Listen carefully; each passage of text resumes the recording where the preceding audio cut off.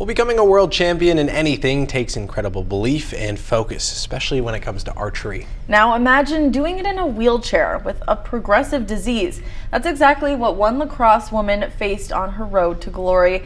But these weren't the only roadblocks in her path. And I had a chance to visit with Lia Coryell to see how she's not only knocking down barriers for herself, but others in a similar situation. Good timing, good rhythm, good focus, good finish. Good timing, good rhythm, good focus, good finish. Good timing, good rhythm, good focus, good finish. That's the shot process that goes through Lia Coryell's mind every time she fires an arrow.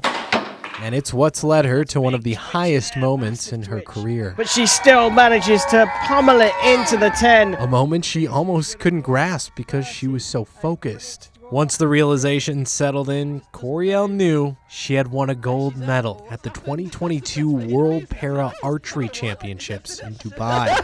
But if you think it was an easy road up to this point, it wasn't. Lia grew up in poverty, constantly changing schools and struggling to read or even make friends.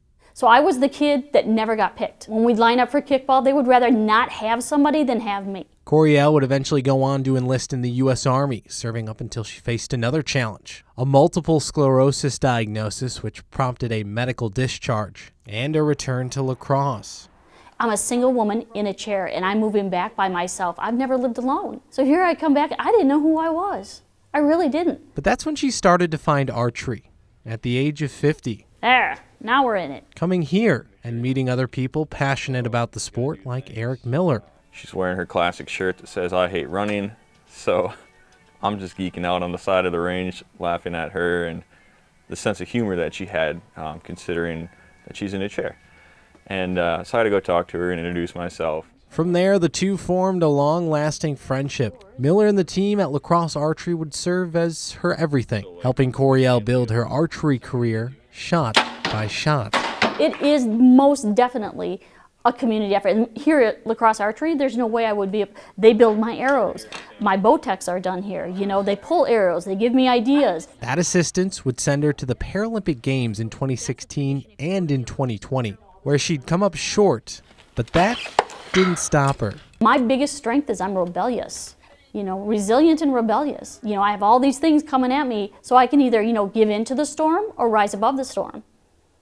And I don't give up, so. To open up the lead here. Her persistence and focus would eventually lead her to the result she'd find in Dubai, a gold medal. I want to be the person that I needed that wasn't there. You know, and people say, why, you know, even a couple years ago with COVID, why are you still competing? Because people need to know that it can be done. Look at that! Now she's paving the way for others and inspiring new athletes like Lucas Harrow, a former volunteer firefighter who was paralyzed from the waist down. Coryell has taken him under her wing, advising him on more than just the sport.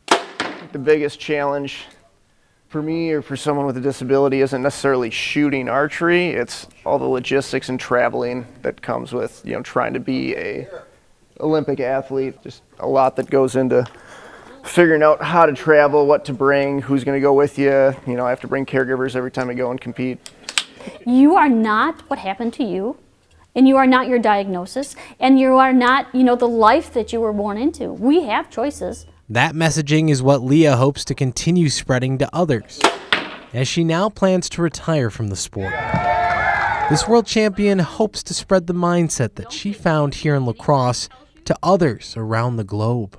This community has supported me in allowing me to grow and develop into a woman that is very fiercely independent and very capable. You can sit back or you can just take it and move forward because it's not coming to you.